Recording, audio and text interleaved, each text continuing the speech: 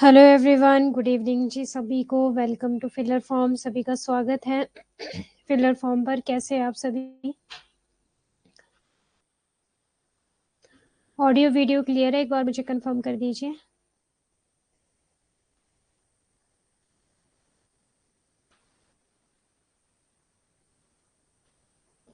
Okay,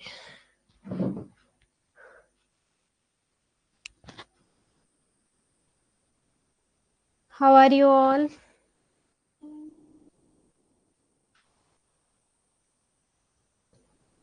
I am Priyanka और मैं आपको पढ़ाती हूँ कॉमर्स पेपर 2।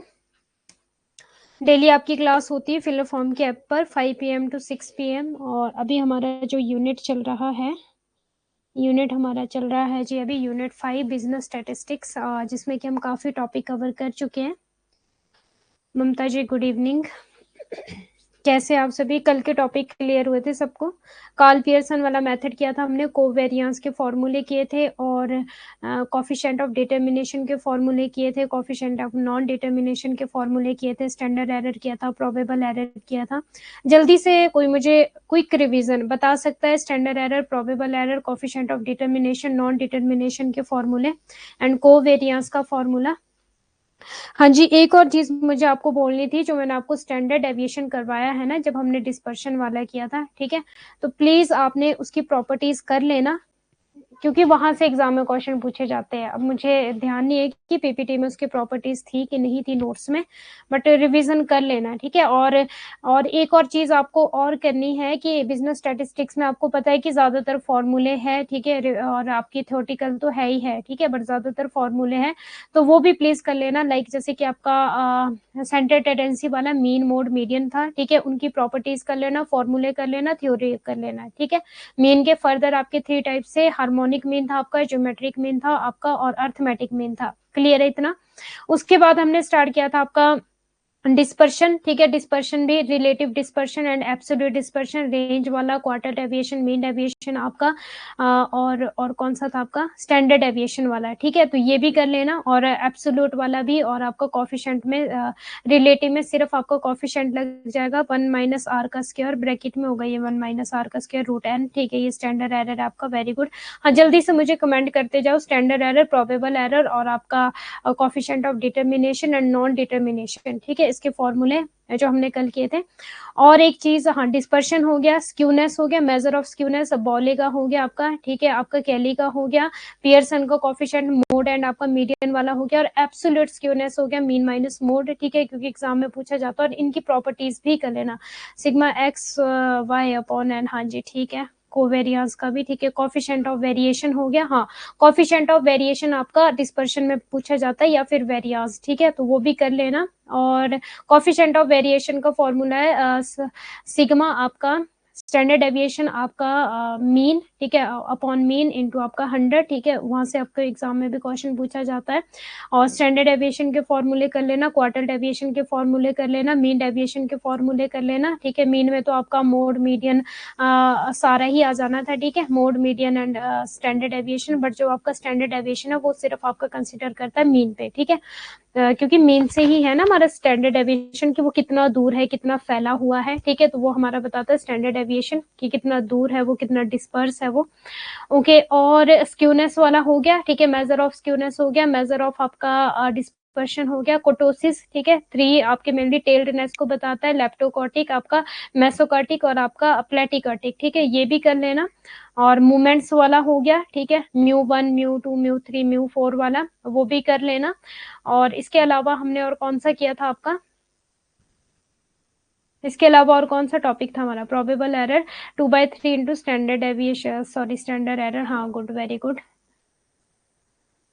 गुड इवनिंग सभी को। कोफिशिएंट ऑफ डिटर्मिनेशन का क्या फॉर्मूला है? कार्ल पियर्सन वाला, यस। और क्या था हमारा? हाँ, कोरिलेशन वाला हो गया, ठीक है? कोरिलेशन भी था हमारा।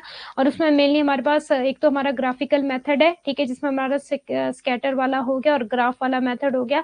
और उसके बाद जो हमारे मैथमेटिकल मेथड थे, ठीक है, रैंक कोरिलेशन हो गया, कंकरेंट कोरिलेशन हो गया आपका, और हो गया आपका कार्ल पियर्सन वाला, ठीक है? जो स्टैंडर्ड एरर, प्रोबेबल एरर है, ये भी हमारा जो कार्ल पियर्सन है उन्हीं को ही कंसिडर करता है। मैम, स्टैंडर्ड डेविएशन का फॉर्मूला बता दीजिए।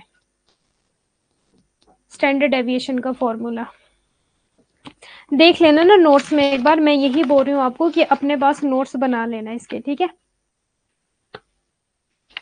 और क्या रह गया आपका, मैथमेटिकल वाला हो गया, ठीक है। कोफिशिएंट और रिग्रेशन तो आज करेंगे, ठीक है, और उसकी भी इक्वेशन कर लेना। मीन्स इजी टॉपिक है अगर आप करोगे तो, ठीक है। बट करना जितने भी टॉपिक है, क्वार्टल डेविएशन है, मीन डेविएशन है, स्टैंडर्ड डेविएशन है, आपका रेंज है, विद प्रॉपर्टीज करना सभी को, ठीक है, इनकी प्रॉपर्टीज के अकॉर्डिंग। क्लियर है कि अब मान लो कि जो आपका मीडियन है, क्या ये अफेक्ट होता है एक्सट्रीम वैल्यू से? हाँ जी, मोड आपका इफेक्ट होता है एक्सट्रीम वैल्यू से, जल्दी से मुझे बताओ।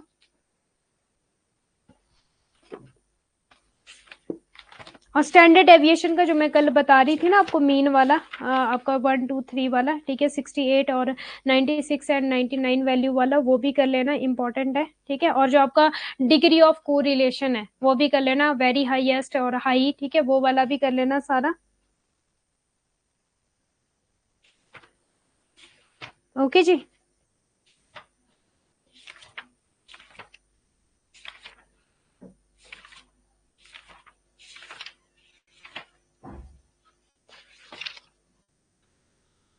एंड आपके बार ग्राफ थे, ठीक है, हिस्टोग्राम, बार ग्राफ, फ्रीक्वेंसी, आपका पॉलीगॉन, ये भी सारे कर लेना क्योंकि एग्जाम में पूछा जाता है।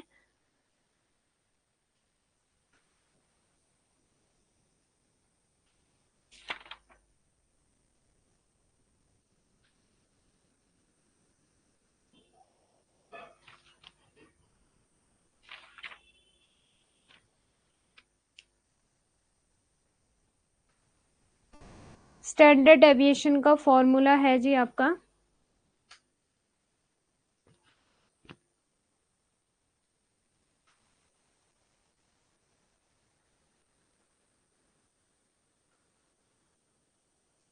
नोट डाउन नहीं किया था क्या जब मैंने लिखाया था आपको?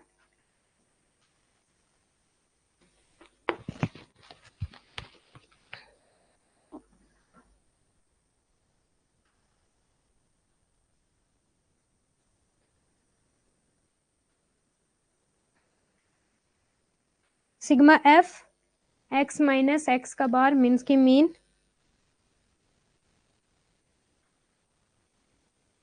टू 2 और आपका अपॉन एन,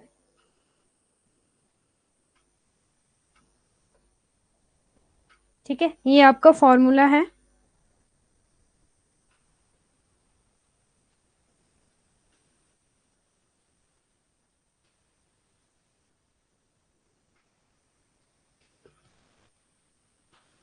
और मोड के मैंने आपको कुछ मेथड्स बताए थे, inspection method, grouping method and आपका इंपेरिकल रिलेशन मेथड, वो भी कर लेना क्योंकि मैंने लिखवाए थे सिर्फ आपको। ओके जी। रेंज का फॉर्मूला, रेंज कोफिशिएंट का formula, geometric mean, harmonic mean, ये तो आपको सारा करवा दिया था।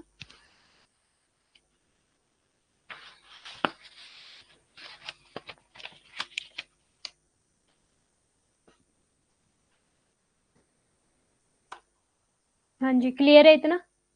चलिए फिर अब नेक्स्ट आज का टॉपिक कर ले फिर हम, डिस्पर्शन। कल जो मैं आपको डिस्पर्शन बता रही थी कि जब मैंने आपको उसके इक्वेशन बताई थी डिस्पर्शन की, तो मैं आपको बोल रही थी कि कुछ गड़बड़, और सच्ची में वो गड़बड़ था क्योंकि वो कंटेंट ही गलत था। एक्चुअली जहां से मैंने वो कंटेंट लिया होगा या उठाया होगा तो मैंने उस टाइम पढ़ा नहीं होगा वो, मतलब पढ़ती तो हूँ वैसे पर इतना ज्यादा ध्यान नहीं दिया था, ठीक है। कोफिशिएंट ऑफ डिटर्मिनेशन वाला हो गया है आपका, ठीक है। कोरिलेशन एंड रिग्रेशन के बीच हम डिफरेंस देखेंगे, पहले हम रिग्रेशन कर लेते हैं। रिग्रेशन का क्या मीनिंग है जल्दी से मुझे बता दो। अब मैं क्लास स्टार्ट कर रही हूँ, टॉपिक स्टार्ट कर रही हूँ आपका यूनिट 5, ठीक है, बिजनेस स्टैटिस्टिक्स में, और टॉपिक है हमारा आज का रिग्रेशन, ठीक है। आज हम रिग्रेशन करेंगे एंड आपका एसोसिएशन ऑफ एट्रीब्यूट्स करेंगे और प्रोबेबिलिटी भी कर लेंगे, देखते हैं कितना हम कवर कर पाते हैं। वी वांट जेआरएफ इन जून 2024। सभी जल्दी से मुझे कमेंट कर दीजिए।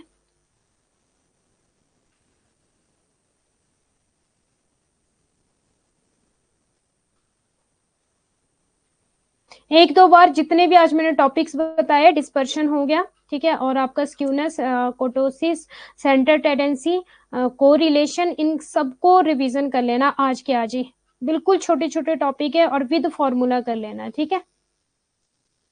अगर चाहते हो कि हाँ हमें जेआरएफ चाहिए तो रिवीजन करनी ही पड़ेगी, क्योंकि अभी तो जो मैं क्लास में पढ़ाऊंगी वो आपको 2-3 दिन तो याद रहेगा, अगर चाहते हो कि हाँ हमें बट जेआरएफ उसके बाद आप भूल जाओगे। कॉज एंड इफेक्ट को बताता है वेरिएंस के बीच में। हाँ जी, गुड। कॉज एंड इफेक्ट को बताता है वेरिएबल्स के बीच में जो आपका इंडिपेंडेंट या फिर आपका डिपेंडेंट वेरिएबल होता है, ठीक है, तो वो है हमारे रिग्रेशन। अच्छा, जो हमारे रिग्रेशन है वो इंडिपेंडेंट ऑफ ओरिजिन एंड आपका स्केल, ठीक है, तो मुझे ये बताओ कि आपका रिग्रेशन क्या है, independent of origin and scale, कि आपका डिपेंडेंट ऑन स्केल, किस तरह से आपका रिग्रेशन, ये भी जल्दी से मुझे बता दो।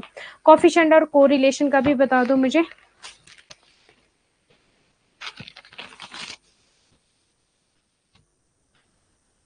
कॉफिशिएंट ऑफ कोरिलेशन का बता दो मुझे, और डिस्पर्शन का बता दो, रिग्रेशन का बता दो जल्दी से। डिस्पर्शन, रिग्रेशन एंड कोरिलेशन का independent of origin and scale वाला बता दो मुझे रूल। सभी रिप्लाई करें प्लीज।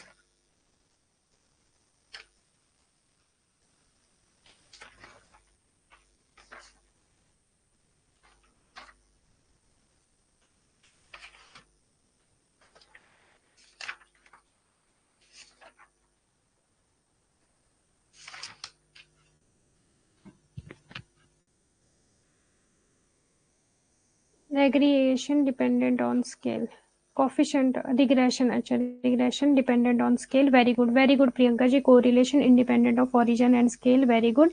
और Mamta ji independent on origin and dependent on scale. हाँ, डिस्पर्शन और जो आपका रिग्रेशन है, क्योंकि ये बहुत बार एग्जाम में क्वेश्चन पूछा जाता है इसलिए करवा रही हूँ। ओके ठीक है, तो इंडिपेंडेंट और डिपेंडेंट वाला भी करवा ही लेती हूँ आपको साथ के साथ, ठीक है, प्लीज नोट डाउन कर लो, अभी सभी नोट डाउन कर लो। और क्लास आपकी स्टार्ट हो चुकी है, रिग्रेशन कर रहे हैं हम। आज का हमारा जो टॉपिक है, इससे पहले रिग्रेशन स्टार्ट करने से पहले कुछ इंपॉर्टेंट चीजें आपको बता लूं मैं, जो आपसे एग्जाम में पूछी जाती है, इंडिपेंडेंट और डिपेंडेंट वाला आपका, ओरिजिन वाला, ठीक है। सभी अपने पेन नोटबुक ले लो प्लीज। अभी हम बात करते हैं रेंज की। रेंज कौन बताता है, जल्दी से मुझे ये भी रिप्लाई कर दो।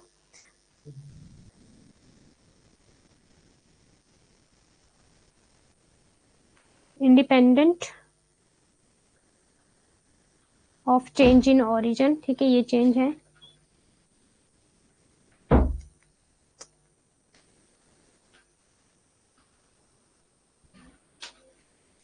ORIGIN, ठीक है, change in origin and dependent on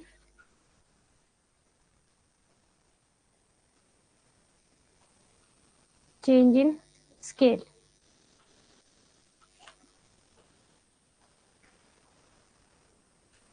ठीक है, ये है रेंज, अगर पूछा जाएगा एग्जाम में, ठीक है। और डिस्पर्शन वाला भी हमारा सारा यही है ना, याद है किसी को डिस्पर्शन वाला, यही है ना हमारे डिस्पर्शन का भी।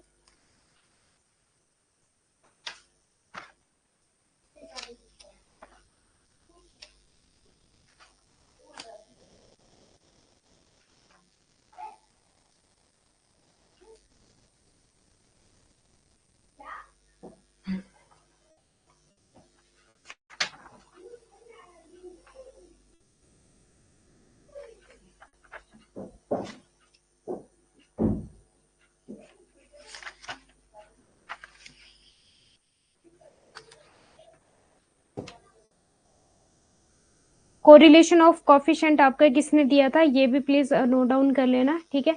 किसने दिया था, फ्रांसिस गैल्टर ने दिया था। और रिग्रेशन भी आपका किसने दिया था, फ्रांसिस आपका डिपेंडेंट ऑन स्केल, हाँ। और फ्रांसिस गैल्टर ने ही दिया था आपका रिग्रेशन भी, और कॉफिशिएंट ऑफ कोरिलेशन भी एग्जाम में पूछा जाता है। ओके, अब हम बात करते हैं स्टैंडर्ड एविएशन की। Standard aviation independent of change इन आपका है ओरिजिन, ठीक है, स्टैंडर्ड एविएशन। और डिपेंडेंट जो है वो चेंज इन आपका स्केल है, ठीक है। ये भी एग्जैक्टली डिस्पर्शन में, रेंज एंड स्टैंडर्ड एविएशन हमारा डिस्पर्शन में आता था, तो इट मीन्स कि डिस्पर्शन भी तो हमारा यही है, independent of change in origin and dependent on change in scale. Standard aviation भी हमारा यही है, क्योंकि यहाँ से एग्जाम में क्वेश्चन पूछे गए हैं इसलिए करवा रही हूँ, इंपॉर्टेंट पॉइंट है दोनों के दोनों। थर्ड हम बात करते हैं कॉफिशिएंट ऑफ कोरिलेशन की।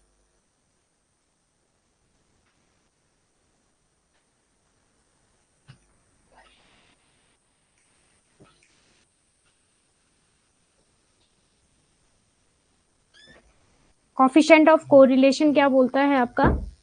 इंडिपेंडेंट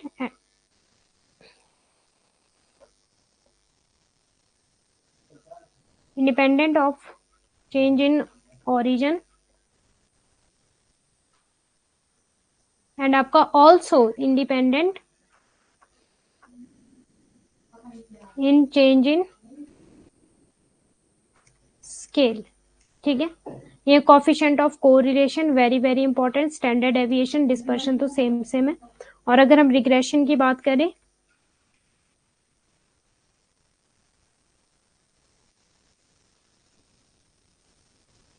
रिग्रेशन क्या बोलता है, नोट डाउन कर लो सभी, यहां से एग्जाम में क्वेश्चन पूछा गया है। Independent of change in origin and dependent on scale.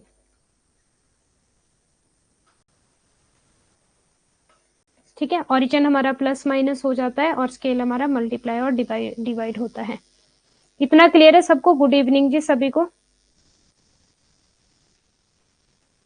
इतना क्लीन तो लिखा है, अब इससे ज्यादा क्या क्लीन लिखूं? कोफिशिएंट ऑफ कोरिलेशन है, रिग्रेशन है, इंडिपेंडेंट ऑफ ओरिजिन है, डिपेंडेंट ऑन स्केल है। ओके, हाँ जी। अब ये प्लीज नोट डाउन कर लो सभी अपने पास।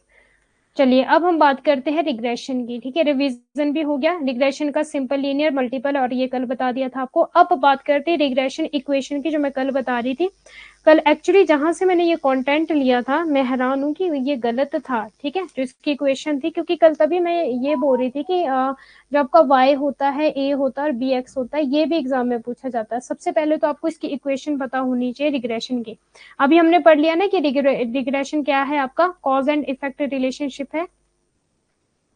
किसके बीच में? इंडिपेंडेंट एंड आपका डिपेंडेंट वेरिएबल के बीच में कॉज एंड इफेक्ट का रिलेशनशिप बताता है रिग्रेशन।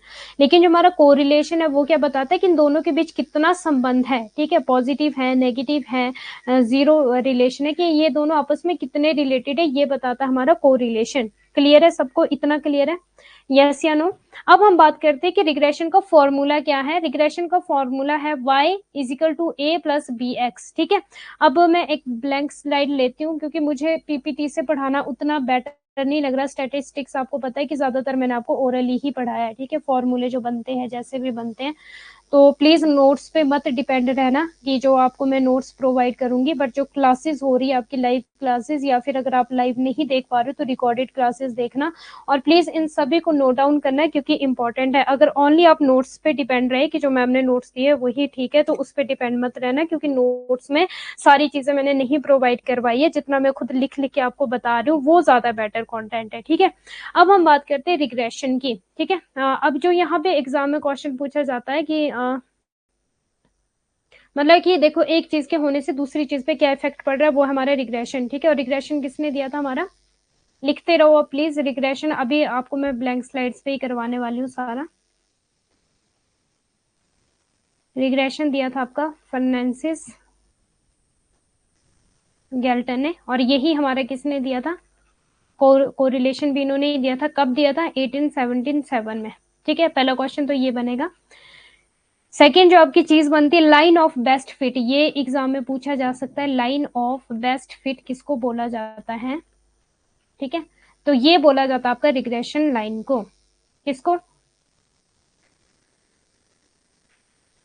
रिग्रेशन लाइन को बोला जाता है line of best fit. Clear है इतना? अब हम बात करते हैं वेरी वेरी इंपॉर्टेंट चीजों की, कि आपकी जो रिग्रेशन लाइन है, ठीक है, और यहां से आपके फॉर्मूले भी बनते हैं। थ्योरेटिकल तो सिर्फ ये इतना है, कॉज एंड इफेक्ट रिलेशनशिप के एक की चीज से होने से दूसरे की चीज पे क्या फर्क पड़ेगा।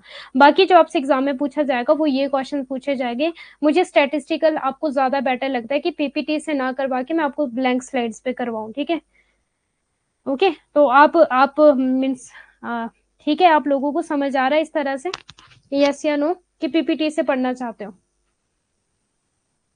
स्लाइड से पढ़ना चाहते हो? प्लीज बता दो समझ आ रहा है इस तरह से, जिस तरह से मैं करवा रही हूँ। अपने पास नोट डाउन करते रहना। देखो, एक आता है आपका y ऑन x, ठीक है, और एक आ जाएगा आपका x on y, x on y। अब इसकी इक्वेशन कैसे बनेगी, क्योंकि ये भी एग्जाम में पूछा गया है y ऑन x, और ये भी एग्जाम में पूछा है x ऑन y। अगर बात करते हैं y ऑन x की, तो हम क्या करेंगे, use to calculate y for given, use to calculate y for given x, ठीक है, कि पहले हम y को कैलकुलेट करेंगे जिससे कि हमारा x निकल कर आ जाए, ठीक है।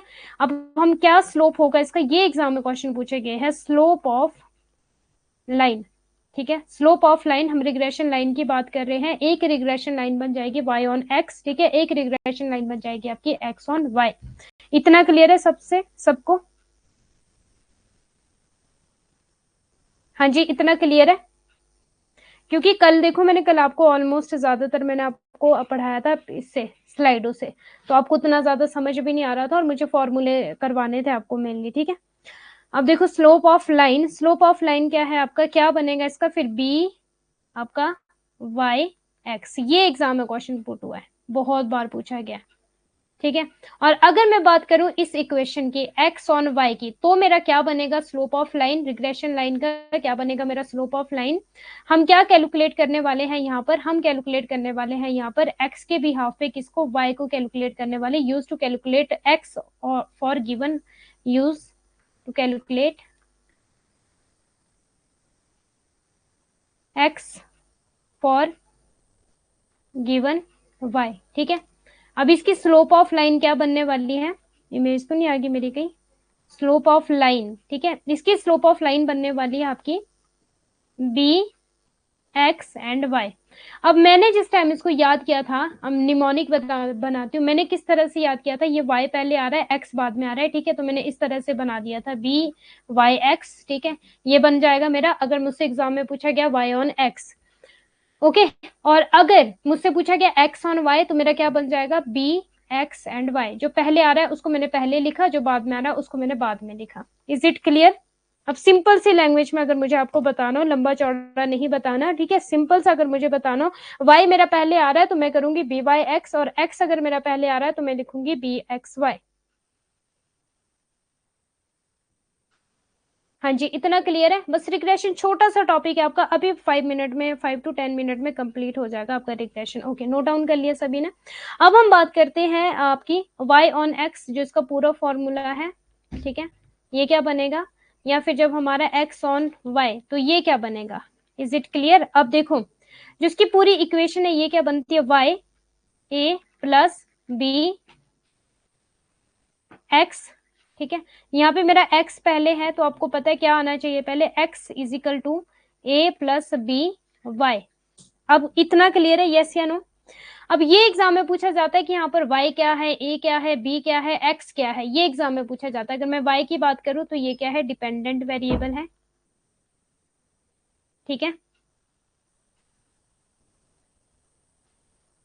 और अगर मैं x की बात करूं तो ये क्या है, इंडिपेंडेंट वेरिएबल है,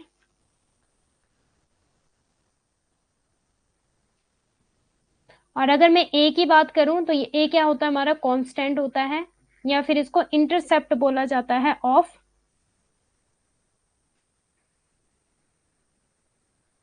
इंटरसेप्ट ऑफ y, ठीक है, इसका, या ये बोला जाता है। और b हमारा क्या होता है, b होता है स्लोप ऑफ लाइन। इतना सबको क्लियर है? ये वेरी वेरी वेरी इंपॉर्टेंट है, यहां से एग्जाम में क्वेश्चन पूछा जाएगा। या तो देखो आपको सॉल्व करने के लिए भी आ सकता है, आपको y की वैल्यू भी दी होगी, a भी दिया होगा जो कांस्टेंट रहता है आपका, b भी दिया होगा, ठीक है, और x भी दिया होगा, इनसे इंडिपेंडेंट और डिपेंडेंट वेरिएबल भी दिया होगा आपको, बस आपको ये निकालने होंगे चीजें, ठीक है। या तो ये पूछा जाएगा। अब अगर मैं x ऑन y की बात करूं, मुझे जल्दी से बताओ x क्या है, a क्या है, b क्या है, y क्या है। अभी सिर्फ मुझे इतना बताओ कि यहाँ पर x क्या है, अगर मैं x ऑन y की बात करूं तो। यूजीसी नेट में बहुत बार यहाँ से क्वेश्चन पूछा गया रिग्रेशन में, सिर्फ अगर आपको रिग्रेशन की इक्वेशन समझ आ गई तो आपका मीन्स सारे क्वेश्चन सॉल्व हो जाएंगे। इसके बाद हमें फॉर्मूला भी करना है, जल्दी से मुझे बताओ, फिर रिग्रेशन की प्रॉपर्टीज करनी है, बस regression complete. Yes, very good very good very good. अब यहाँ पे जो मेरा x है ये मेरा डिपेंडेंट वेरिएबल है, ठीक है, सारा नहीं लिखूंगी, a मेरा कांस्टेंट है, या फिर इंटरसेप्ट। अब ये मेरा इंटरसेप्ट y का है कि x का है, जल्दी से मुझे बताओ, इंटरसेप्ट ऑफ किसका है, y का कि x का है, इसका होगा हमेशा, ठीक है। b मेरा क्या है, स्लोप ऑफ लाइन है, और y मेरा क्या है इस कंडीशन में इंडिपेंडेंट वेरिएबल। अब प्लीज इसमें कंफ्यूज मत होना कभी भी, ठीक है। आपको ये इक्वेशन देखनी होगी कि y ऑन x पूछा गया है कि x ऑन y पूछा गया है, उसके हिसाब से इक्वेशन बनानी होगी। क्लियर है? इतना क्लियर है सबको? y का नहीं होगा, इंटरसेप्ट होगा आपका x का। ममता जी x का हो जाएगा, ठीक है। ओके, इतना क्लियर है। अब हम बात करते हैं फॉर्मूला की, regression line formula. Regression line सबको क्लियर है?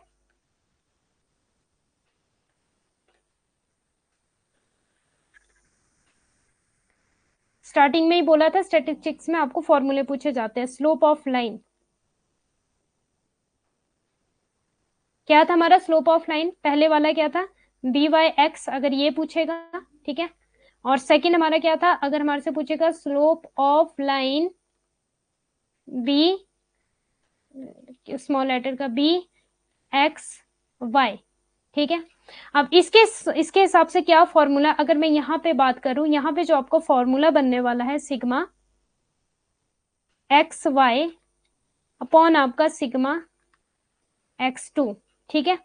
Sigma X Y upon sigma X two. और अगर मैं बात करूं बी एक्स वाई का, ठीक है, तो ये साइड वाला हम लेंगे सिग्मा एक्स वाई एंड आपका इसकी बात हो रही है अब सेकंड वाले की, ठीक है। Slope of line B x Y, slope of line आपका ये वन इक्वेशन है और ये आपकी सेकंड इक्वेशन, ठीक है। सिग्मा एक्स वाई वाई का स्क्वायर, ठीक है, सिग्मा वाई का स्क्वायर, ये पूछे गए एग्जाम में। या फिर प्लीज ध्यान देना, या फिर और कर देते हैं यहाँ पे, ठीक है। और आर आपका standard deviation X and standard deviation Y, ठीक है। ये तो आपका यहाँ से क्लियर हो गया, एक्स ऊपर आ जाएगा, वाई नीचे आ जाएगा। और अगर यहाँ पे मैं बात करूँ आपका, तो आर इजिकल टू, मतलब वैसे तो ऐसे ऐसे लगा होता है यहाँ पे, ठीक है। क्या हुआ मैम? ए कांस्टेंट हो जाएगा आपका, ये कांस्टेंट और इंटरसेप्ट ऑफ आपका जो भी आपको y ऑन x या फिर x ऑन y दिया गया होगा उसका इंटरसेप्ट हो जाएगा। स्टैंडर्ड डेविएशन y एंड आपका स्टैंडर्ड डेविएशन x, बस ये बनेगा आपका एक और फॉर्मूला। इतना क्लियर है सबको? बी एक्स वाई एंड आपका बी वाई एक्स, इतना क्लियर है? या तो पूछा जाएगा sigma X Y upon sigma X का स्क्वायर, बट आपको स्लोप ऑफ लाइन देखना पड़ेगा कि बी वाई एक्स पूछा गया है कि बी एक्स वाई पूछा गया है, ठीक है। इतना क्लियर है सबको? यस या नो? चले फिर next, standard deviation of y and standard deviation of x। ये वाला जो है ये है इस तरह से, ठीक है। Standard deviation of y and standard deviation of x। Okay good. अब हम बात करते हैं प्रॉपर्टीज की, ठीक है। बोथ रिग्रेशन कोफिशिएंट आपकी जो होती है must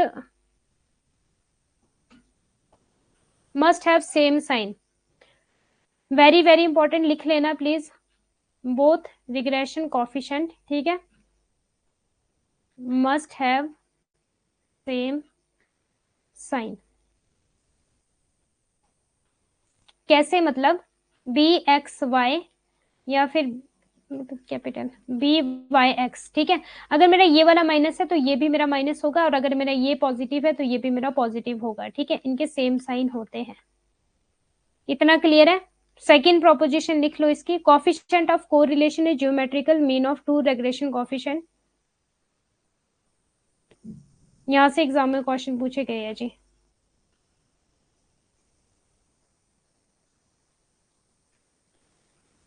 coefficient of correlation is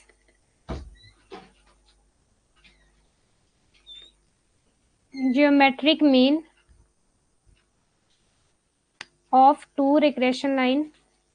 ये एग्जाम में क्वेश्चन पूछे गए हैं। इसका क्या फॉर्मूला है? ये फॉर्मूला भी एग्जाम में पूछा गया है, ठीक है। बी एक्स वाई, और ये जो ये बिंदु सा लगाया मैंने, इट मीन्स की मल्टीप्लाई होगा, एंड बी वाई एक्स, और ये सॉल्व करने के लिए भी आता है। इतना क्लियर है सबको? आरसी है आपका रिग्रेशन कोफिशिएंट, मैंने पूरा नहीं लिखा।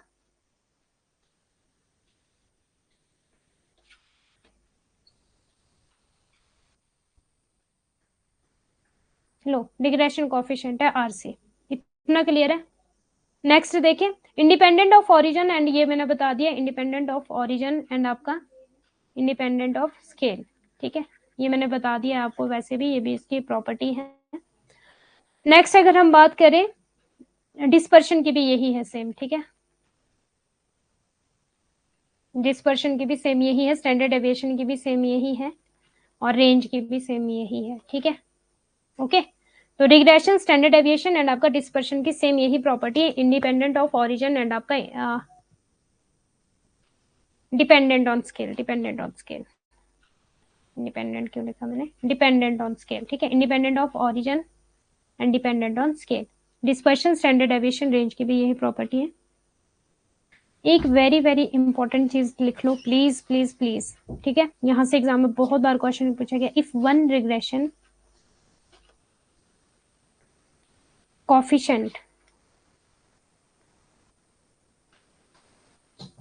if one regression coefficient is greater than unity, unity क्या होता है कोई मुझे बताएगा जल्दी से, greater than unity,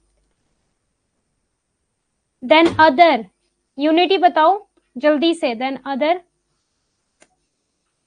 other one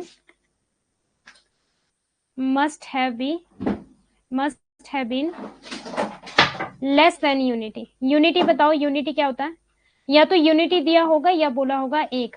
regression line का कभी, रिग्रेशन लाइन का रेंज क्या है, -1 से लेकर +1 तक की रेंज है। ठीक है, इसकी रेंज भी क्या है, -1 से +1, और कोफिशिएंट ऑफ कोरिलेशन की भी हमारे पास यही रेंज थी, -1 से लेकर +1 तक। क्या किसी को याद है, यस या नो? ये बोल रहा है कि एक से ज्यादा कभी भी नहीं होगा। मान लो कि अगर एक की प्रॉपर्टी हमारी 0.95, ठीक है, तो दूसरे की हमारी हो जाएगी 0.55।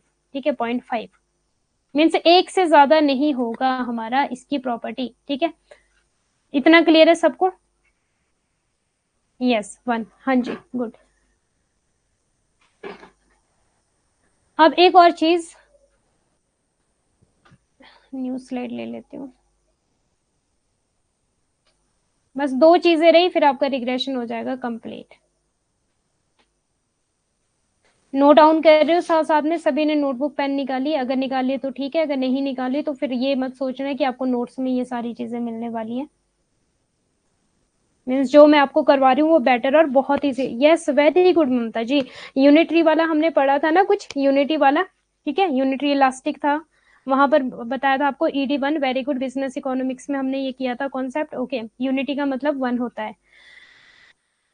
इफ आर क्या है हमारा, रिग्रेशन 0, ठीक है, coefficient of correlation 0, the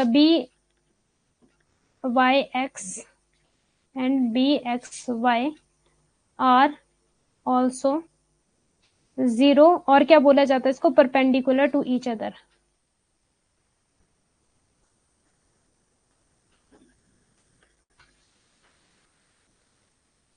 each other, very very important, ये एग्जाम में पूछा जाता है। अब देखो, ये मेरा एक्स एक्सिस और ये मेरा वाई एक्सिस। ठीक है, X on Y, Y on X. ठीक है, इतना क्लियर है? अब अगर मेरा R 0 है, ठीक है, अगर मेरा R 0 है, BYX, BYX, ठीक है, और BXY इज इक्वल टू 0, तो ये भी कर लेना प्लीज, पूछा जाता है एग्जाम में। एक और चीज देख लो, इफ R इज प्लस या फिर -1, the BYX and BXY will either coincide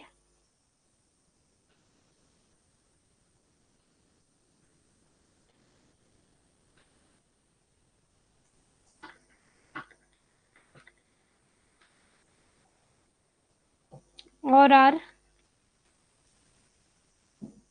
parallel to each other।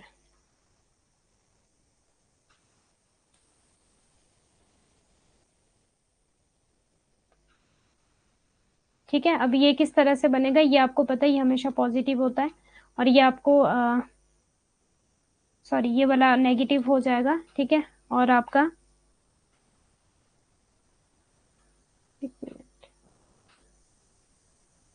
हाँ, ये वाला इस साइड को आपका नेगेटिव हो जाएगा और ये वाला आपका पॉजिटिव हो जाएगा, ठीक है। ये पॉजिटिव हो जाएगा, या तो ऐसे हो जाएगा या ऐसे हो जाएगा, x ऑन y या फिर y ऑन x। ये भी ऐसे ही हो जाएगा, x ऑन y या फिर y ऑन x।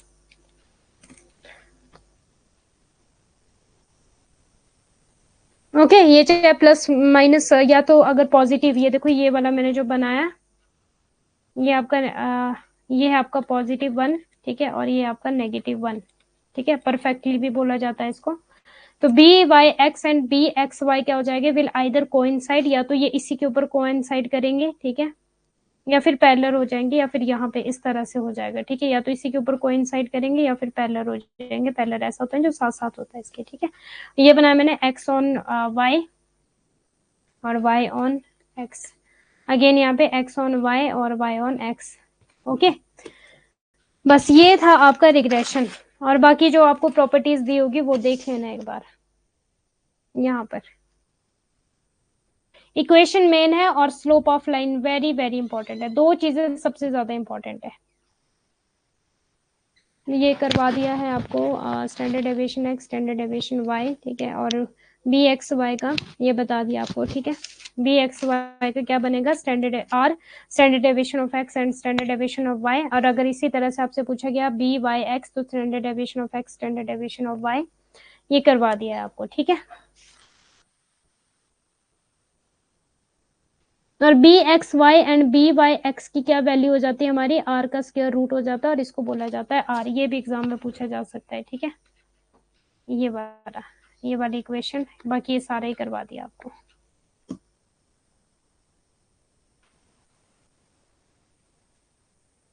प्रीवियस क्या दिखाऊं, प्रीवियस अब तो हो गया, अब तो हो गया प्रियंका जी, इरेज हो गया वो तो था। अब हम बात करते हैं आपकी प्रॉपर्टीज, देख लेना, बाकी यहाँ पर भी दिया गया है, ठीक है। ये देख सकते हो आप, regression coefficient is denoted by B, we express it in form of original unit of data. The regression coefficient of y on x is denoted by b by x, ठीक है। ये मैंने करवा दिया आपको, स्लोप ऑफ लाइन वाला y on x वाला, इसको बोलेंगे b by x। The regression coefficient x on y is denoted by b x y, ये करवा दिया। If one regression coefficient is greater than 1, then the other will be less than 1, ये भी बता दिया। They are not independent of change of scale, ये भी बता दिया। There will be change in regression coefficient if x and y are multiplied by, means कि ये डिपेंडेंट है, ठीक है, डिपेंडेंट ऑन स्केल है, ये भी बता दिया आपको। Arithmetic mean of both regression coefficient is greater than और equal to coefficient of correlation. Geometric mean between the two regression coefficient is equal to correlation, ठीक है। If b x Y is positive then b y is also positive and vice versa, ठीक है। ये वाला अगर मेरा b x y मीन same sign होंगे, ये है मेरे बोलने की बात, जो मैंने स्टार्टिंग में पहला पॉइंट करवाया था ना, कि b x Y and B Y x इन दोनों के सेम साइन होंगे। अगर पॉजिटिव है तो दोनों पॉजिटिव होंगे, अगर नेगेटिव है तो दोनों नेगेटिव होंगे। क्लियर है, ये मैंने करवा दिया आपको। यस या no, both regression coefficient must have same sign, ठीक है, तो ये बता दिया मैंने आपको। ओके, अब हम बात करते हैं डिफरेंस बिटवीन आपका कोरिलेशन एंड रिग्रेशन में क्या डिफरेंस है। थोड़ा सा क्लियर नहीं दिख रहा होगा आपको, ब्लर जा रही है, क्योंकि ये बेस्ट था इसलिए मैंने ये यहाँ पर लेकर आई हूँ। तो मैं पढ़ के बता देती हूँ आपको। Basis of comparison correlation and regression, जल्दी से प्लीज देख लीजिए सभी। प्रियंका जी, जो मैंने आपको बताया ना प्रीवियस, आप जो बोल रहे हो वो है, वैसे नोट्स में भी है, एक बार आप खुद भी नोट डाउन कर लेना, रिकॉर्डेड क्लास देख लेना अगर आपने नहीं लिखा है तो। Correlation and regression. Correlation coefficient is independent of change of origin and scale. Regression coefficient is independent of change of origin but not of scale. पहला पॉइंट तो हमारा यही बन जाता है, ठीक है। Correlation has very limited scope of applications. Regression have very wide scope of applications. और कॉज एंड इफेक्ट रिलेशनशिप की अगर हम बात करें, correlation does not always assume the cause and effect relationship between two variable, it is only study closeness of the variable. Means closeness का मतलब है कि आपस में दोनों के बीच क्या रिलेशन है, कितना रिलेशनशिप है, पॉजिटिव है, नेगेटिव है, ठीक है, वो चीज हमारी कोरिलेशन बताता है। इसी के साथ साथ अगर हम रिग्रेशन की बात करें तो regression clearly express the cause and effect relationship between, ये मैंने बता दिया स्टार्टिंग में भी। सिमेट्रिक क्या होगा, correlation is symmetric in formation R X Y is equal to आपकी आर वाई एक्स और जबकि हमारा रिग्रेशन इज नॉट असिमेट्रिक। अब जब आपको पता है कि नॉट सिमेट्रिक हो जाता है तो not equal to B Y X, ठीक है, इस तरह से हो जाएगा। ओके, क्लियर है? बस यही था आपको इम्पोर्टेंट। अब हम बात करते हैं आपके एक और important term, association of attributes. क्या होता है एसोसिएशन ऑफ एट्रीब्यूट? प्लीज जल्दी से ध्यान दे। पहले मेरी बात सुन ले, उसके बाद हम बात करते हैं, ठीक है। सबसे पहले अगर मैं बात करूं एट्रीब्यूट्स, एट्रीब्यूट्स आपके क्या होते हैं जिसको हम डायरेक्टली मेजर नहीं कर सकते, मीन्स क्वालिटेटिव चीजें, ठीक है। मानो मुझे किसी की क्यूटनेस को मेजर करना है तो मैं किस तरह से करूंगी, किसी की मुझे ऑनेस्टी को मेजर करना है, पॉवर्टी को मेजर करना है तो मैं किस तरह से करूंगी, वो हो जाएंगे मेरे एट्रीब्यूट, ठीक है। एट्रीब्यूट हो जाएंगे, क्वालिटेटिव थिंग्स हो जाएगी जिसको हम डायरेक्टली मेजर नहीं कर सकते। ध्यान दो प्लीज मेरी बातों पे कि मैं क्या बोल रही हूँ। और एक चीज कि जो हमारा एसोसिएशन ऑफ एट्रीब्यूट होता है ये हम दो चीजों पे डिपेंड करता है, इट मेजर्स ऑन कि कोई प्रेजेंट है या फिर कोई अब्सेंस है, या तो उसकी प्रेजेंस होगी या फिर उसकी अब्सेंस होगी तो ही हम मेजर कर पाएंगे। अब हम बात करते हैं कि एसोसिएशन, एसोसिएशन क्या होता है? एसोसिएशन होता है कि दोनों के बीच में क्या रिलेशनशिप है आपस में, ठीक है, वो कितना एसोसिएट करते हैं एक दूसरे के साथ। फॉर एग्जाम्पल प्लीज ध्यान देना मेरी बातों पे। फॉर एग्जाम्पल जो आपकी नेट जेआरएफ का एग्जाम है और जो आपकी स्टडी है, ठीक है, ये है नेट जेआरएफ और ये है स्टडी, ये आपस में कितना रिलेटेड है? हाँ जी, कितना एसोसिएट करे एक दूसरे के साथ? जल्दी से मुझे बताओ, पॉजिटिव नेगेटिव, कि ये कोई भी एसोसिएशन नहीं है इनका आपस में, इनका आपस में क्या संबंध है? जैसे हम बोलते हैं ना कि मैं इसके साथ एसोसिएट, मतलब कि हाँ जी, इन दोनों के बीच आपस में क्या रिलेशनशिप है?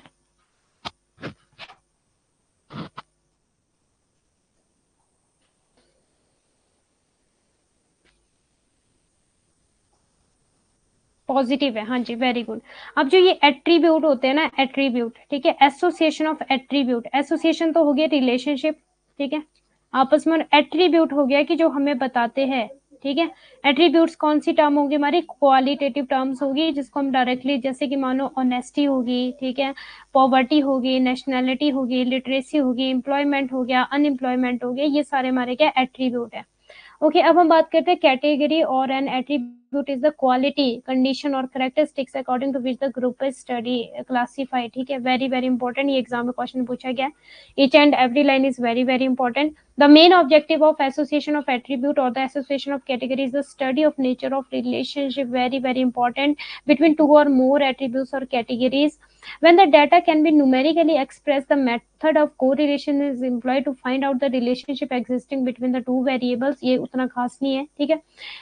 If it is desired to investigate the relationship between the data of a descriptive characteristic known as attribute, the method of association is resorted to. In other words, the study of relationship between attribute two or more is known as association of attribute or simply association is statistics. अब हम मैं बात करती हूँ, अगर मैं simply आपको बात बताऊं, ठीक है, कोरिलेशन और एसोसिएशन में क्या फर्क है आपका?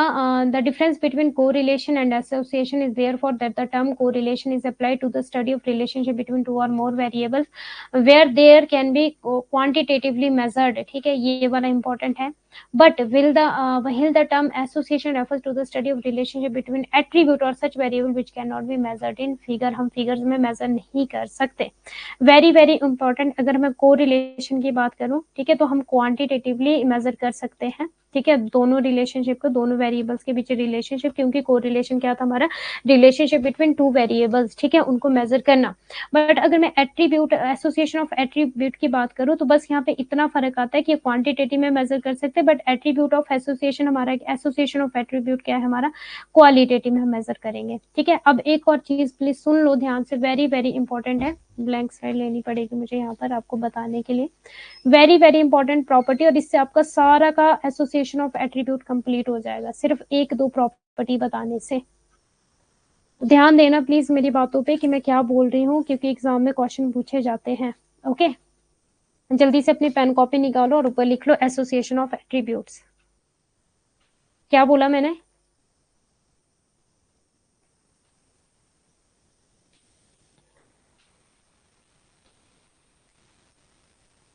एसोसिएशन ऑफ एट्रीब्यूट, एट्रीब्यूट अगर मैं बोलूँ तो कैसे मेजर करेंगे, क्वालिटेटिव, ठीक है। और एसोसिएशन हमारा क्या है, रिलेशनशिप बिटवीन टू वेरिएबल, ठीक है, टू या मोर, ठीक है। रिलेशनशिप, नेचर ऑफ रिलेशनशिप ऐसे लिख लो, नेचर ऑफ रिलेशनशिप किसके बीच में, एट्रीब्यूट्स के बीच में। अब एट्रीब्यूट्स क्या है, क्वालिटेटिव है। For example honesty, for example literacy, for example poverty, for example nationality, for example आपका जेंडर मेल एंड फीमेल, ठीक है। ये हमने एट्रीब्यूट आपका, और कहाँ पे आ जाता है, कैटेगरिकल नेचर है आपका एट्रीब्यूट, और कौन सा है, अगर मैं स्केल्स की बात करूं तो नॉमिनल स्केल है। कौन सा स्केल है, नॉमिनल स्केल है में आएगा आपका एट्रीब्यूट। इतना क्लियर है सबको। और किसी भी डाटा के एक से ज्यादा एट्रीब्यूट हो सकते हैं, लिख लो प्लीज, इतना लिख लिया सबने। अब चलते इसकी प्रॉपर्टी में। किसी भी डाटा के एक से ज्यादा एट्रीब्यूट हो सकते हैं।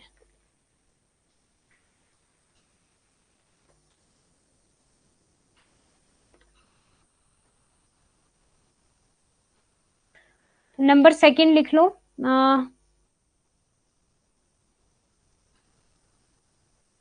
it can be measured in, very important, it can be measured in term of presence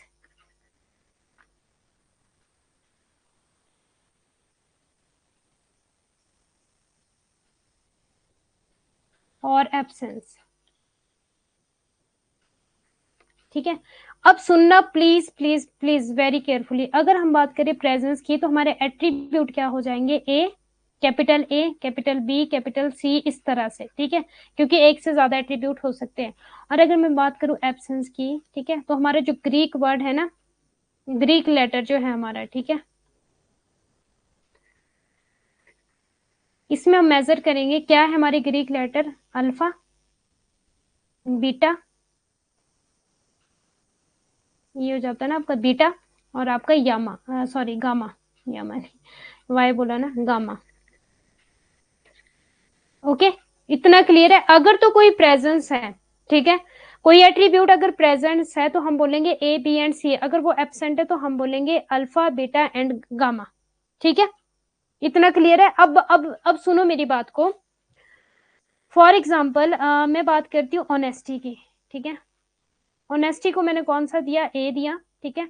और मैं बात करती हूँ पोवर्टी की, पोवर्टी को मैंने क्या बोला, बी। अगर तो ऑनेस्टी प्रेजेंस है तो मैं ए कैपिटल लिखूंगी, बट अगर ऑनेस्टी नहीं है तो मैं क्या लिखूंगी, अल्फा।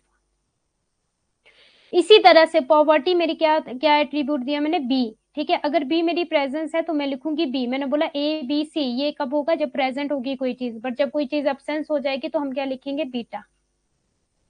ये एग्जाम में पूछा गया। इसी तरह से सपोज मानो ऑनेस्टी होगी, पॉवर्टी होगी, लिटरेसी, ठीक है, सी एट्रीब्यूट दे दिया।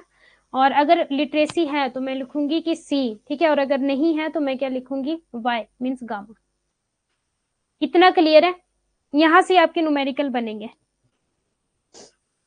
हाँ जी, यस या no.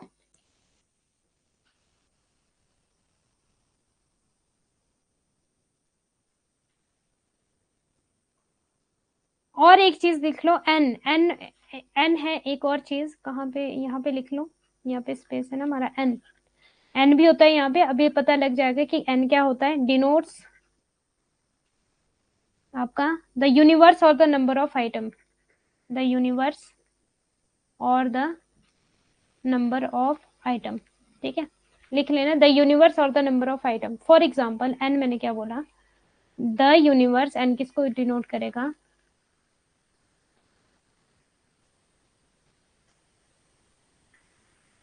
And the numbers of items. अब सुनना, फॉर एग्जाम्पल हमारी क्लास में है, फॉर एग्जाम्पल हमारी क्लास में 100 स्टूडेंट, ठीक है। अब 100 स्टूडेंट क्या है, यूनिवर्स है, आइटम है, मीन्स पूरे स्टूडेंट ले लिए। 100 में से जो प्रेजेंस है, ठीक है, सपोज मानो प्रेजेंट है 50, सपोज मानो अब्सेंस जो है वो है आपके कितने, 50, टोटल कितने, 100 स्टूडेंट, ये है एन। प्रेजेंस वाले को क्या बोलेंगे, जल्दी से मुझे बताओ, ए, और एब्सेंट वाले को क्या बोलेंगे, अल्फा। ठीक है, और अल्फा को इस तरह से भी लिखा जाता है। क्लियर है सबको? इतना क्लियर है, यस या नो?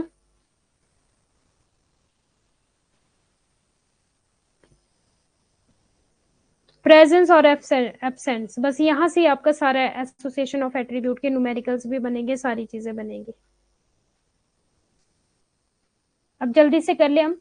अब हम बात करते हैं, there can be 3 kinds of association between attribute. अब एसोसिएशन बिटवीन एट्रीब्यूट कितने हैं? 3 काइंड। एक है पॉजिटिव, एक है नेगेटिव, और एक है हमारा आपका इनडिफरेंट। ठीक है, नेगेटिव एसोसिएशन, और एक है लैक ऑफ एसोसिएशन और independence of attribute. For example positive association की अगर मैं बात करूं, ठीक है, दोनों सेम डायरेक्शन में जाएंगे। जैसे कि लिटरेसी का अगर मैं एग्जांपल देती हूँ,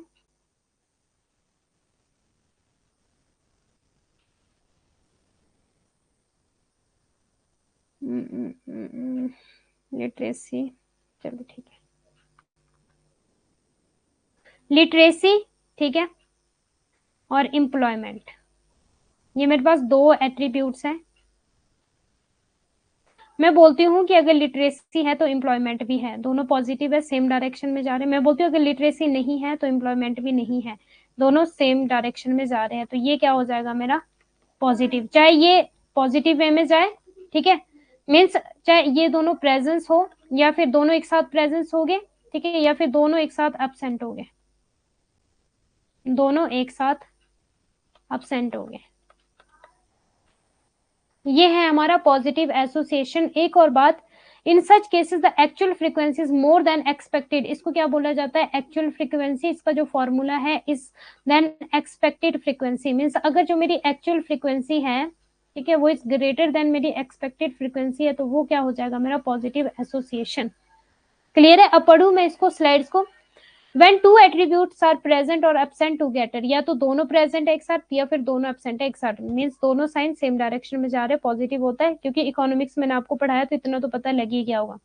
टुगेदर, और हाँ, आपको कोएफिशिएंट ऑफ कोरिलेशन भी बताया, कोरिलेशन के टाइप्स भी बताए थे आपको, वहां पर भी हमने पॉजिटिव और नेगेटिव पढ़ा था। यस या नो? अब सुन लो please. Together in the data they can called be positively associated. Sorry. अब सिर्फ यहाँ पे एक और न्यू चीज ऐड हुई है, कौन सी? एक्चुअल फ्रीक्वेंसी आपकी एंड आपकी expected frequency. Such association is found between literacy. अच्छा वाह, इन्होंने भी यही दिया है, अरे वाह। लिटरेसी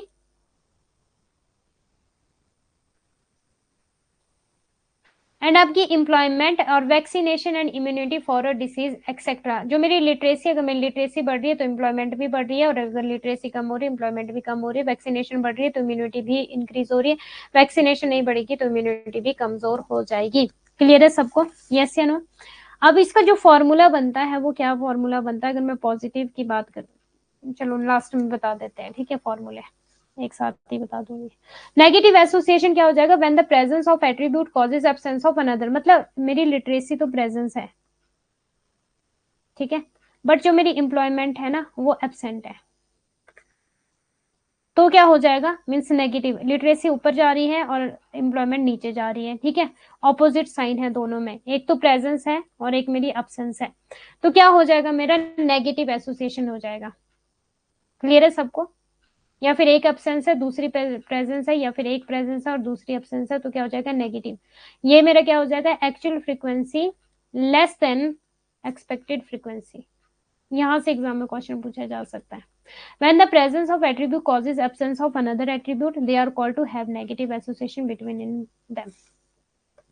अब बात करते हैं लैक ऑफ एसोसिएशन और इंडिपेंडेंस ऑफ एसोसिएशन, दोनों के बीच कोई भी रिलेशन नहीं है। लिटरेसी और एम्प्लॉयमेंट के बीच में कोई भी रिलेशन नहीं है, तो लैक ऑफ एसोसिएशन और इंडिपेंडेंस ऑफ एट्रीब्यूट हो जाएगा, या फिर इनडिफरेंट भी इसको बोला जाता है। Okay, when two attributes do not have tendency to be present together or one presence does not cause absence of other, मतलब कि एक के प्रेजेंट होने से दूसरे के एब्सेंस होने पे कोई भी फर्क नहीं पड़ता, दोनों को कोई फर्क नहीं पड़ता एक दूसरे से। They are regarded as independent. In such a situation, the actual frequency is equal to expected frequency. Such association is seen between the physical exercise of a student and success in the examination. मतलब इन दोनों के बीच कोई भी relationship नहीं है कि physical, मान लो कोई एक्सरसाइज कर रहा है, ठीक है, और सक्सेस इन एग्जामिनेशन, एक्सरसाइज करके थोड़ी भी आप एग्जामिनेशन पास कर सकते हो। आपको तो स्टडी करनी पड़ेगी ना, हार्ड वर्क करना पड़ेगा, स्मार्ट वर्क करना पड़ेगा, वो इससे रिलेटेड था। बट फिजिकल एक्सरसाइज तो रिलेटेड नहीं है आपकी sources in success in examination से, ठीक है। दोनों में आपस में कोई भी रिलेशनशिप नहीं है, तो वो क्या हो जाएगा आपका इंडिपेंडेंट या फिर आपका lack of association. Okay, clear है। अब हम बात करते हैं इनके फॉर्मूले की जो एग्जाम में पूछे जाते हैं। ब्लैंक स्लाइड लेनी पड़ेगी मुझे। हाँ, दिया तो है यहाँ पे, दिया तो है, दिया तो है, दिया तो है, बट किस तरह से दिया है इन्होंने। अच्छा, ये तो प्रपोर्शन मेथड दिया है। ओके ओके ओके ओके, इसके मेथड भी है ना। ना, मेथड भी एग्जाम में पूछे जाते हैं, बस इससे बाहर क्वेश्चन नहीं आएगा। तो मैं चाह रही हूँ कि मैं आपको आज ही कंप्लीट करवा दूँ ये टॉपिक ना।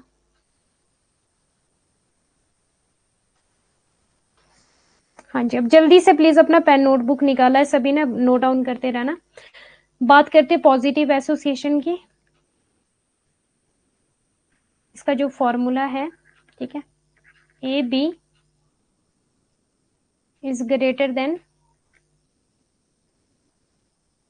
ए इंटू बी अपॉन एन, मैंने बता दिया था, ठीक है। ये क्या हो जाएगा, पॉजिटिव एसोसिएशन और actual frequency greater than expected frequency, ठीक है। नेगेटिव एसोसिएशन की अगर मैं बात करूं, ए बी का पता लग रहा है ना क्या बोला है मैंने, ए बी क्या है आपका, वो भी बता ही देती हूँ। चलो अभी रुक जाओ। नेगेटिव एसोसिएशन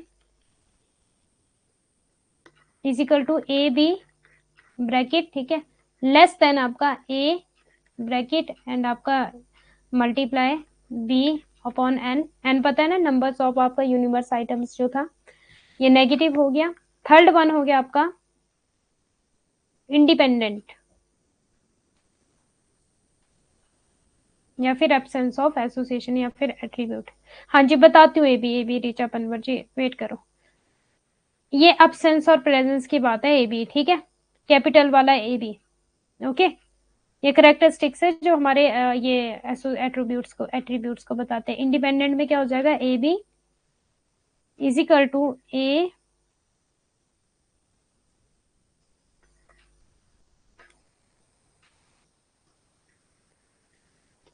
ये हो जाएगा इंडिपेंडेंट। इज इट क्लियर, इतना क्लियर है सबको, लिख लिया सबने, नोट डाउन कर लिया। यहाँ पे क्या हो जाएगा, actual frequency greater than expected frequency, यहाँ पे हो जाएगा actual frequency less than expected frequency, exam में क्वेश्चन पूछा जा सकता है। और थर्ड वन में actual frequency is equal to expected frequency, ठीक है। नोट डाउन कर लो मैम जी, अल्फा बीटा है या सिंपल, सिंपल ए बी है, सिंपल ए बी है, सिंपल ए बी है इसका फॉर्मूला, यही इसका फॉर्मूला है, ठीक है। इसमें बीटा और अल्फा मत करना, ये इसका फॉर्मूला है। बीटा और अल्फा सिर्फ प्रेजेंस और एब्सेंस में आएगा। ओके, यहाँ पे actual frequency greater than expected frequency positive, actual frequency less than expected frequency negative, actual frequency equal to expected frequency independent, ठीक है। और ए बी वाला ये फॉर्मूला है, ये करेक्टरिस्टिक्स है इसके एट्रीब्यूट्स के, तो ये ऐसे ही लिखने पड़ते हैं हमें। अब अगर मैं बात करूं कॉम्बिनेशन ऑफ, टाइम हो गया है, 6 बज गए, बस थोड़ा सा मुझे और टाइम दो, आज मुझे कंप्लीट करवाना है, only 5 minute. Combination of attribute, for example आपका ए बी, ठीक है, और ए और एंड आपका बीटा, ये बीटा है, ठीक है, अल्फा और आपका बी, ठीक है, और ये हो गया आपका अल्फा और बीटा, ठीक है। फॉर एग्जाम्पल जो मेरी ऑनेस्टी है ना, ये मैं लेती हूँ एट्रीब्यूट ए, ठीक है, और पॉवर्टी में लेती हूँ एट्रीब्यूट बी।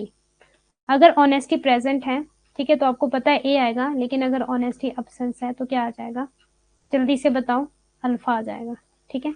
उसी तरह से अगर पॉवर्टी प्रेजेंट है, ठीक है, प्रेजेंस है, क्योंकि प्रेजेंस और एब्सेंस में मैंने बता दिया था, प्रेजेंस वाला ए बी सी और एब्सेंस वाला ग्रीक वर्ड हम यूज करेंगे, Greek letter, sorry, Greek letter हम यूज करेंगे। कौन कौन सा था हमारे पास? अल्फा था और बीटा था और हमारे पास यामा, सॉरी गामा था। ठीक है, यामा क्यों बोल रही हूँ, वाई है ना शायद, गामा था। ठीक है, और इसी तरह से बीटा। अब इसका क्या बनेगा अगर इसकी इक्वेशन बनानी हो? ए बी मीन्स की ऑनेस्टी एंड पॉवर्टी। ठीक है, प्रेजेंस है, ये क्या हो गया? ए एंड बी। बट अगर ए एंड बीटा बनाना हो, ऑनेस्टी तो है, ठीक है, but non poverty,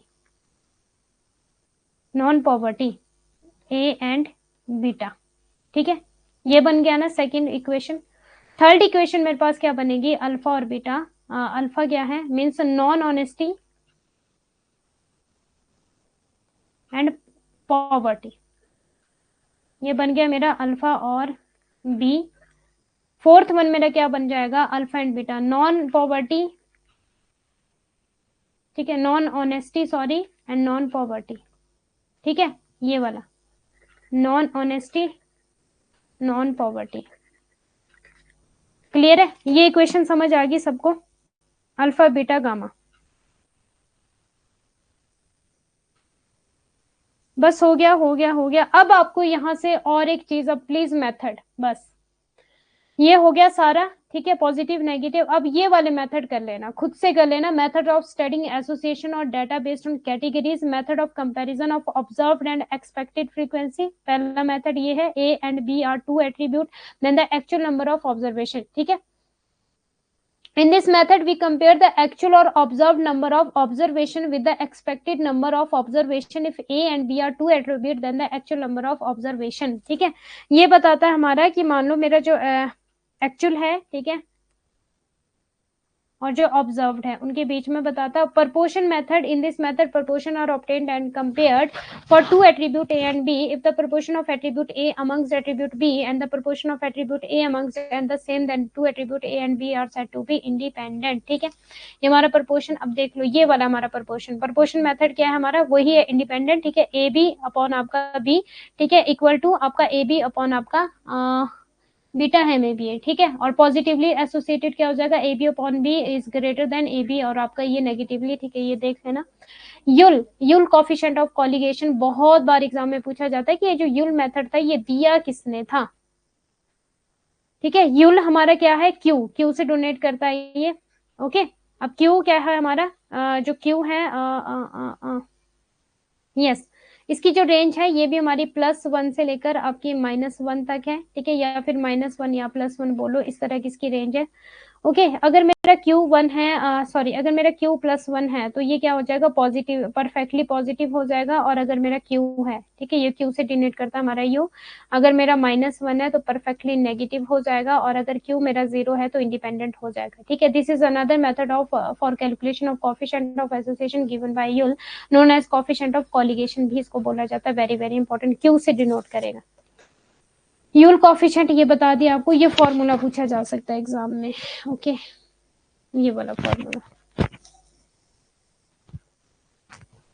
association of attribute. एक और है coefficient of contingency. Contingency table बनता है ना हमारे, जैसे मान लो यूल, हाँ क्यों हो गया, ठीक है, गामा का यूज नहीं होगा। 3 एट्रीब्यूट लिए नहीं ना मैंने, इसलिए गामा का यूज नहीं किया। रीचा पनवर जी, 3 एट्रीब्यूट नहीं लिए मैंने, इसलिए गामा का यूज नहीं किया। अगर मानो मैं पॉवर्टी लेती, ऑनेस्टी लेती और एक में लिटरेसी ले लेती तो गामा का यूज भी कर लेते। ठीक है, अब देखो पियर्सन कोफिशिएंट ऑफ कॉन्टीजेंसी, जो हमारा कॉन्टीजेंसी टेबल नहीं बनता है, इस तरह से बनता है ना हमारा टेबल, रोज कॉलम बनता है, इसको क्या बोलते हैं? कॉन्टीजेंसी बोलते हैं। ओके, तो यहाँ पे फॉर एग्जाम्पल ये है मेरा ए और ये है मेरा बी। यहाँ पे सपोज मान लो कि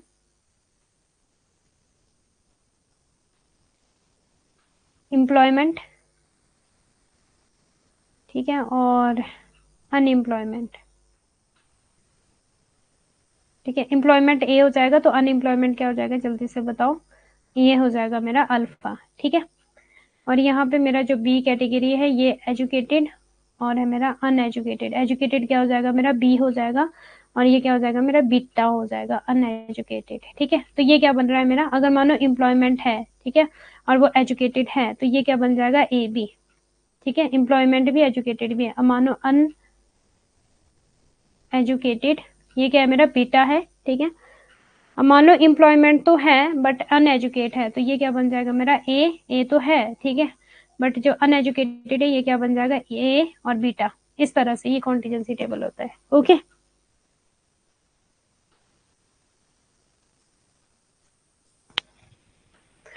अच्छा कोई जल्दी नहीं है, 6:06 हो गए। ओके, मेरे पास तो टाइम है, ये सर ने टाइम बढ़ा दिया है कि हम क्लासेस ले सकते हैं, बट मेरे पास क्लासेस ही कम है, मेरे पास 105 क्लासेस मुझे मिली है, तो आपकी 58 क्लासेस हो चुकी है। We have so far discussed dichotomous classification. Dichotomous क्या मतलब होता है, जब हमारे पास ओनली दो चीजें दी गई होगी, मान लो rich and not rich, poor and not poor, ठीक है, एजुकेटेड एंड नॉट एजुकेटेड, ठीक है, अनएजुकेटेड, ठीक है, दो चीजें, उसको बोलते हैं डेक्टोनमस। ओके, तो ये भी तो मैंने दो ही चीजें ली है, employment and unemployment. Okay, educated and uneducated, तो ये क्या है, कॉन्टिजेंसी टेबल हमारा बताता है। हाँ प्रियंका जी, क्या समझ नहीं आया? We have so far discussed dictonymous classification. Classification of data can be either dictonymous or manifold. When the universe is divided into only two groups, say rich and not rich, A and not A, but A1, A2, A3, etc. Similarly, another attribute say B can be subdivided into B1, B2 and B3. ये बोल रहा है कि जो आपको contingency होता है ना, पियर्सन ने जो बताया कोफिशिएंट्स ऑफ कॉन्टीजेंसी, ये मेथड है किसका, एसोसिएशन ऑफ एट्रीब्यूट का। ध्यान देना, कॉन्टीजेंसी का मतलब होता है कि जब हम टेबल की फॉर्म में किसी चीज को प्रेजेंट करते हैं ना, रोज एंड टेबल की फॉर्म में जब किसी चीज को प्रेजेंट करते हैं तो वो कॉन्टीजेंसी होता है। दूसरी ये बात बोल रहा है कि जो हमारा कॉन्टीजेंसी है ना वो डिक्टोनमस है। डिक्टोनमस का मतलब क्या हो जाता है आपका, कि जब हमारे पास सिर्फ ओनली टू पॉसिबल आउटकम्स होते हैं, या तो यस या फिर नो, या तो रिच या फिर नॉट रिच, या तो पुअर या फिर नॉट पुअर, या तो एजुकेटेड या फिर अनएजुकेटेड, ठीक है, या तो लिटरेट या फिर अनलिटरेट, या सॉरी इलिटरेट। अभी समझ आया? जो कॉन्टीजेंसी है ये मेनली हमारे सिर्फ टू आउटकम्स को लेगा। डिक्टोनमस, डिक्टोनमस में हमारे सिर्फ डाटा को क्लासिफाइड किया जाएगा सिर्फ टू ग्रुप में। प्रियंका जी समझ आ गया? प्रपोर्शन मेथड आपका आएगा एसोसिएशन ऑफ एट्रीब्यूट में, यूल मेथड आपका आएगा एसोसिएशन ऑफ एट्रीब्यूट में, और आएगा आपका कोफिशिएंट ऑफ कॉन्टीजेंसी, और एसोसिएशन ऑफ एट्रीब्यूट होता है आपका कंप्लीट।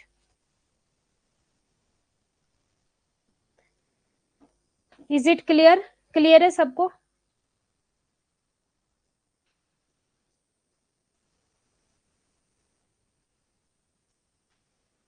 जल्दी से बोलिए, फिर क्लास को एंड करती हूँ। Coefficient of association apart from the nature of association between A and B gives, कल कर लेंगे, ठीक है, ये फिर कल हम करेंगे प्रोबेबिलिटी। ओके, कल प्रोबेबिलिटी स्टार्ट करेंगे, फिर आपके डिस्ट्रीब्यूशन ऑफ प्रोबेबिलिटी, फिर आपके बायस थ्योरम, नहीं कल प्रोबेबिलिटी और बायस थ्योरम करेंगे, फिर डिस्ट्रीब्यूशन ऑफ प्रोबेबिलिटी करेंगे, binomial, Poisson and normal distribution. Normal distribution curve जब करवाऊंगी वहां पर आपको स्टैंडर्ड डेविएशन फिर से करवाऊंगी एक और बार, उसकी प्रॉपर्टी और उसके जो मुझे वो करवाने हैं 1 2 3 68 96 99 91। क्लियर है? अभी मैं क्लास को एंड कर सकती हूँ, यस या नो?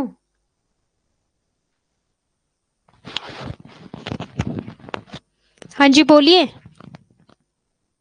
नो मैम, यूल पर कॉन्टीजेंसी समझ, यूल अलग मेथड है, कॉन्टीजेंसी अलग मेथड है। यूल मेथड अलग है, यूल मेथड आपका क्यू डिनोट करेगा, हमेशा क्यू कंसीडर करेगा। यूल जैसे कोफिशिएंट ऑफ कोरिलेशन हम कैसे प्रेजेंट करते थे आर से, यूल कैसा होगा आपका क्यू से हो जाएगा, ठीक है।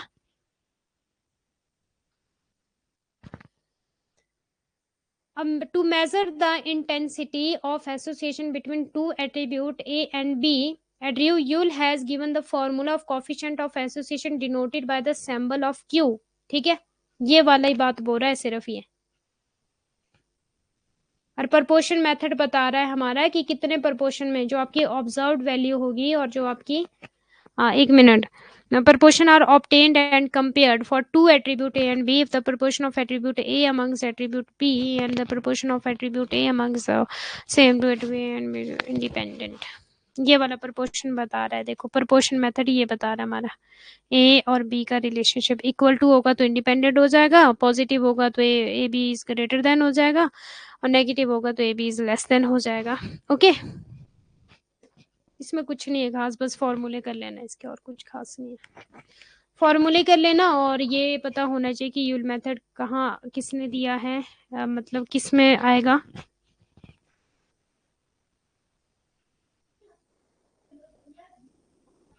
ये यूल मेथड मैंने लिखा है, ये कोएफिशिएंट ऑफ एसोसिएशन की प्रॉपर्टीज है, ठीक है। If is equal to 0, then there is no association between attribute A and B. Example A and B are independent. If आपका 1, ठीक है, is equal to 1, then there is perfect positive association between attribute A and B. If आपका value is between 0 and 1, there is a partial positive association between, ये है ये इसकी properties है। If -1, then there is perfect negative association between attribute A and B. If the value of is between -1 and 0, then there is partial negative association between attribute A and B. Thus the value of always varies between -1 and +1. बस यही बात है, ये है Priyanka ji.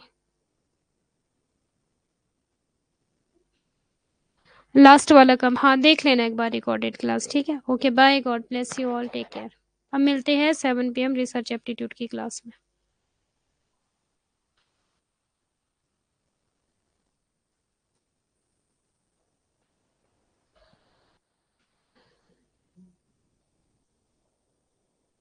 Revision कर लेना, dispersion, skewness, kurtosis और आपका सेंट्रल टेंडेंसी विद फॉर्मूले विद प्रॉपर्टीज बस।